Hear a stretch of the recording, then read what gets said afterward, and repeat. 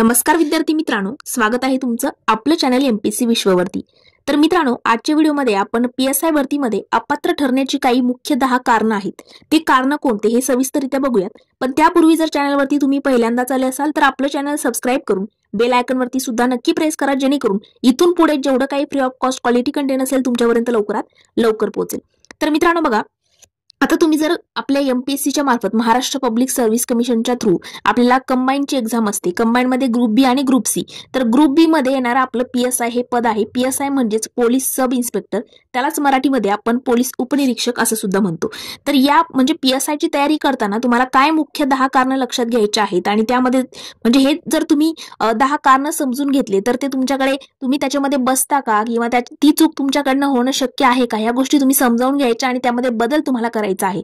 आणि व्हिडिओ संपल्यानंतर जर तुम्हाला कोणत्याही प्रकारचा डाऊट असेल तर चॅनलच्या अबाउट सेक्शन मध्ये आपले इंस्टाग्राम अकाउंटची आयडी दिलेली आहे, तिथे जाऊन मेसेज करू शकता किंवा आपला टेलिग्राम ग्रुप जो आहे तो सुद्धा तुम्ही जॉईन करायचा आहे। याच व्हिडिओच्या डिस्क्रिप्शन बॉक्स मध्ये टेलिग्रामची सुद्धा लिंक दिलेली आहे। परवाच आपण तो तिकडे टेलिग्रामचा ग्रुप जॉईन केलेला आहे, तिकडे सगळ्या गोष्टी मी तुम्हाला शेअर करत असते। तर बघा मित्रांनो, आता तुमचा थोडा वेळ न घेता आपण आजच्या आपल्या व्हिडिओला सुरुवात करूया।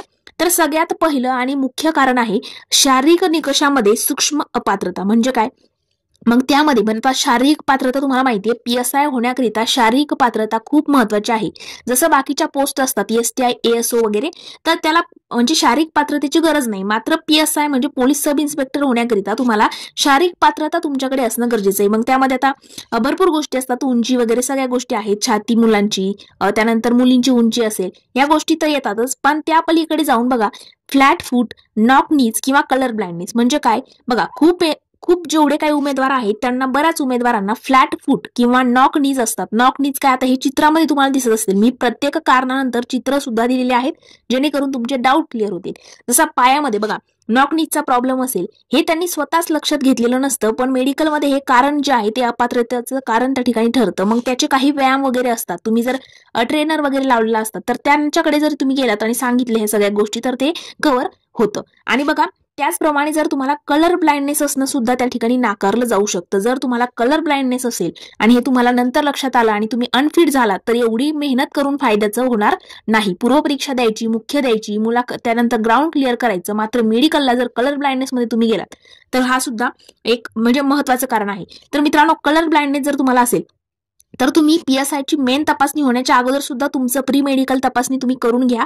ऑर्थोपेडिक प्लस किंवा आय स्पेशलिस्ट कडे सुद्धा तुम्ही जा आणि कलर ब्लाइंडनेसचे त्याच्यासाठी तुम्हाला काही एक्सरसाइज वगैरे सुद्धा असतात, बुक्स त्याचे भेटतात, त्या बुकलेटमध्ये तुम्ही प्रॅक्टिस करू शकता वगैरे। कोणत्या म्हणजे कोणत्या कलरमध्ये ते असतं बघा, रेड आणि ग्रीन कलरमध्ये तुम्हाला अंक वगैरे असतात, त्याची प्रॅक्टिस तुम्ही करा। 100% तेच तिथे तुमची कलर ब्लाइंडनेसची टेस्ट सुद्धा तशाच बुकलेटमधून तिकडे घेतली जाते। त्यानंतरचं दुसरं आणि प्रमुख कारण आहे छातीचा फरक 5 सेंटीमीटर नसेल तर डायरेक्ट रिजेक्ट तुम्ही होता। तर बघा, पुरुष उमेदवारांच्या छातीचा फरक जो आहे तो किमान 5 सेंटीमीटर हवा असतो। म्हणजे काय, तर आता म्हणजे साधारण असं तुम्ही जेव्हा श्वास न घेता जशी तुमची छाती आहे ती मोजली जाते आणि तेव्हा तुमची छाती 79 सेंटीमीटर प्रॉपर भरली पाहिजे आणि छाती फुगवून तुमची 84 सेंटीमीटर पर्यंत जायला पाहिजे। न फुगवता 79 आणि फुगवल्यानंतर 84 म्हणजे 5 सेंटीमीटर तरी हवा त्याच्यामध्ये भरली गेली पाहिजे। अशा तुमच्या छातीचा फरक 5 सेंटीमीटर नसेल तर तुम्ही रिजेक्ट होण्याच्या त्या ठिकाणी चान्स असतो। तर हे सुद्धा तुम्ही लक्षात घ्यायचं आहे। म्हणजे याच्याकरिता मग सगळ्या गोष्टी काय करावं लागेल, फक्त अभ्यासावरच फोकस करून चालणार नाही, स्वतःच्या शारीरिक याच्याकडे सुद्धा तुम्हाला लक्ष देणं गरजेचं आहे। त्यानंतरचा तिसरा आणि महत्त्वाचा मुद्दा, चुकीचा बायोडाटा किंवा स्पेलिंग मिस्टेक जर असतील। मित्रांनो, बायोडाटा किंवा अर्जामध्ये नाव जे आहे ते आई वडिलांचं नाव, पत्ता किंवा जात प्रमाणपत्रातील माहिती असेल, ह्या सगळ्या गोष्टी जर मिसमॅच झाल्या तर फायनल सिलेक्शनला तुम्हाला अडचण येते। त्यामुळे तुम्ही डॉक्युमेंट व्हेरिफिकेशन जेव्हा तुमचं होतं त्याच अगोदर तुमचे सगळेच डॉक्युमेंट, मी म्हणेल तुम्ही एक्झामची तयारी ज्या करताय ना, तर त्या एक्झामसाठी पुढे नक्की काय फक्त पूर्वपरीक्षा क्रॅक झाल्यावर बघू, मुख्य परीक्षा क्रॅक झाल्यावर बघू नाही, त्या अगोदरच तुमचे सगळे डॉक्युमेंट्स तुम्ही क्लिअर ठेवायचे आहेत। जास्तीत जास्त 1-1.5 महिन्यामध्ये सगळेच डॉक्युमेंट तुमचे क्लिअर होतात।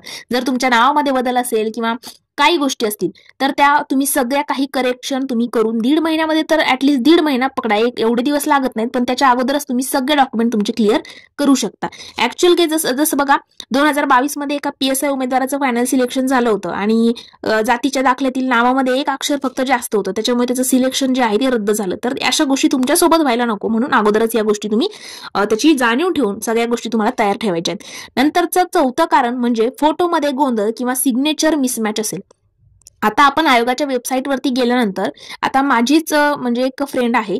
तर मित्रांनो, एक्झामला जातानाच तिची सिग्नेचर जी आहे, आता आपण एमपीसी मध्ये लॉग इन केल्यानंतर आपला फोटो खाली सिग्नेचरचे फोटो आपण अपलोड करतो. ओके, तर तिथे तिची सिग्नेचरच दिसत नव्हती. एवढ्या बारीक अक्षरामध्ये होतं की म्हणजे तो फोटो झूम वगैरे करता आला नाही, किंवा जे काही त्यांनी क्रायटेरिया दिला असतो की केबी मध्ये तो अपलोड केला पाहिजे, त्या गोष्टी नव्हत्या.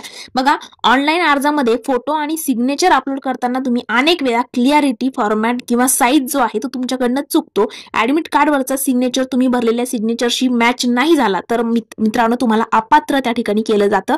त्यामुळे फॉर्म भरताना पण घाई गडबड करू नका. एकदम निवांत एक दिवस त्याच्यासाठी काढा स्पेशल, पण तुम्ही एक ना एक गोष्ट एकदम प्रॉपर भरायची आहे. ओके, वेबसाईटचा प्रॉब्लेम असेल काय असेल, पण तुम्ही प्रॉपर रात्री जागा, ज्या वेळेला जास्त म्हणजे वेबसाईट जास्त हे करत नसेल, हँग मारत नसेल, त्यावेळेला तुम्ही फॉर्म भरा. पण अचूक एकदम तुमचा फोटो असेल, तुमची सिग्नेचर असेल, सगळ्या गोष्टी एकदम प्रॉपर तुम्हाला करायच्यात. त्यानंतरचं आणि मुख्य 5वं कारण आहे, फिजिकल टेस्टमध्ये कॅमेरा असेल किंवा प्रूफ नसणे, वाद वगैरे होतात त्या गोष्टी. म्हणजे काय, बघा, काही वेळा स्थानिक फिजिकल टेस्ट सेंटरमध्ये काय होतं, उमेदवार सांगतो की त्याचं टाइम जे आहे ते बरोबर घेतलं नाही, किंवा मग काही गोष्टी असतील पण त्याचा काही प्रूफ वगैरे नसतो. कारण अनेक ठिकाणी प्रॉपर सीसीटीव्ही सिस्टीम वगैरे नसतात. त्यामुळे ह्या गोष्टी सुद्धा लक्षात ठेवा. गव्हर्नमेंट सर्टिफाईड अभ्यास केंद्र निवडा, रेकॉर्ड डिमांड करा. ओके, त्यानंतरचं 6वं आणि महत्वाचं कारण, नॉन क्रिमिलियर किंवा कास्ट व्हॅलिडिटी.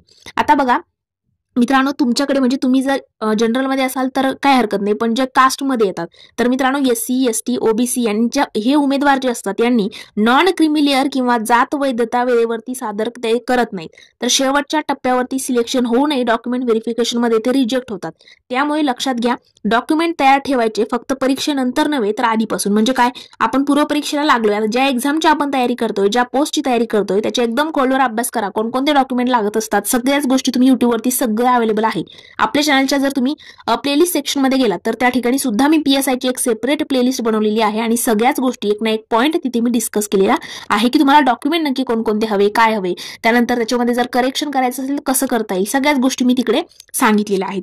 तर लक्षात घ्या, नॉन क्रिमिलियर असेल, कास्ट व्हॅलिडिटी असेल, कास्ट सर्टिफिकेट, सगळ्या गोष्टी तुम्ही काढून ठेवायच्या आहेत. 7वा आणि महत्वाचा मुद्दा, टॅटू असणं बऱ्याच वेळा अपात्रतेचं कारण ठरतं. आता भरपूर विद्यार्थ्यांनी मला मागेही टॅटू विषयी प्रश्न विचारले होते की टॅटू जर असेल तर आम्ही अपात्र ठरू का. हे बघा, आता तुम्हाला माहित असेल की पीएसआय पोस्ट करिता मुलाखत असते, बरोबर. पूर्व परीक्षेला प्रॉब्लेम नाही, मुख्य परीक्षेला प्रॉब्लेम येणार नाही.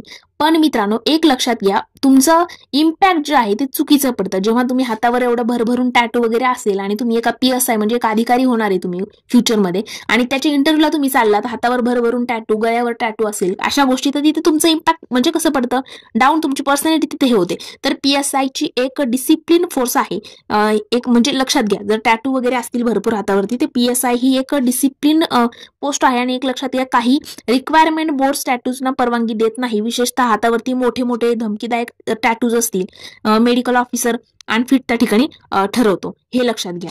त्यानंतर 8वा महत्वाचा मुद्दा, फेक एक्सपिरियन्स किंवा एनसीसीचं असेल किंवा स्पोर्ट्सचं सर्टिफिकेट असेल तर ते देणं. म्हणजे आपण म्हणतो ना की स्पोर्ट्समध्ये असेल, आता सपोज एखादा उमेदवार आहे तो कास्टमध्ये आहे आणि त्याच्यामध्ये स्पोर्टमध्ये आहे, तर मग त्याचा थोडासा कट ऑफ कमी लागतो. मग ह्या गोष्टीमुळे मुलं काय करतात, फेक सर्टिफिकेट वगैरे बनवून घेतात.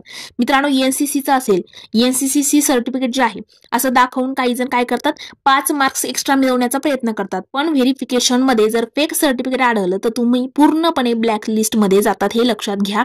त्यामुळे असं काहीही करायचं नाही.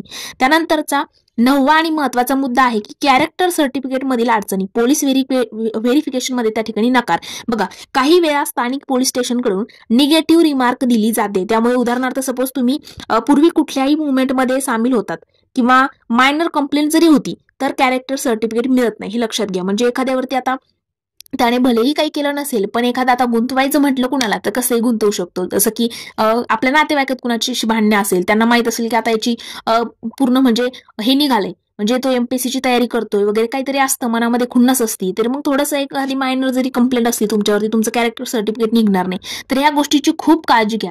जर तुम्हाला एखाद्या व्यक्तीविषयी तुमच्या मनात राग असेल, सध्या अधिकारी होईपर्यंत तरी तो थांबवा, माघार घ्या, कारण नंतर आपलीच वेळ. त्यामुळे ह्या गोष्टी टाळा, कारण कॅरेक्टर सर्टिफिकेट इथे खूप महत्वाचं असतं. त्यानंतरचा 10वा महत्वाचा मुद्दा, मेडिकलमध्ये बघा ब्लड प्रेशर असेल, ड्रग टेस्ट फेल वगैरे, जसं PSI भरतीमध्ये मेडिकल हे खूप टप्प्यातील क्रायटेरिया स्टेप आहे, खूप महत्त्वाच्या टप्प्यातला एक गोष्ट आहे. तुमचं वजन BMI पेक्षा जास्त असेल किंवा ब्लड प्रेशर अनियमित असेल किंवा मग ॲक्सिडेंटल ड्रग ट्रेसेस सापडले तर तुम्हाला डायरेक्ट त्या ठिकाणी रिजेक्ट केलं जातं. तर हे 10 महत्त्वाचे मुद्दे होते जे तुम्हाला माहीत असणं गरजेचं आहे. तर ह्या गोष्टी तुम्ही लक्षात घ्या. आणि मित्रांनो, जर तुम्हाला व्हिडिओ जो आहे तो आवडला असेल तर आपल्या व्हिडिओला लाईक, कमेंट, मित्रमैत्रिणींसोबत सुद्धा नक्की शेअर करा, जेणेकरून त्यांच्यापर्यंत सुद्धा ही महत्त्वपूर्ण माहिती गेली पाहिजे. याच्या नेक्स्ट व्हिडिओमध्ये मित्रांनो आपण PSI मध्ये काम करताना तुम्हाला कोणत्या 10 गोष्टींची म्हणजे काळजी घ्यायची किंवा PSI ची तयारी करताना कोणत्या 10 चुका तुम्हाला टाळायच्या याविषयी आपण नेक्स्ट व्हिडिओमध्ये बघणार आहोत. एकदम उदाहरणासहित प्रत्येक मुद्दा मी समजावून सांगेल. जर तुम्हाला व्हिडिओ बघायचा असेल तर चॅनल सबस्क्राईब करून बेल आयकॉनवरती नक्की प्रेस करा, जेणेकरून त्याची नोटिफिकेशन तुमच्यापर्यंत येईल. तर मित्रांनो, आज आपण इथेच थांबूया. Thank you so much.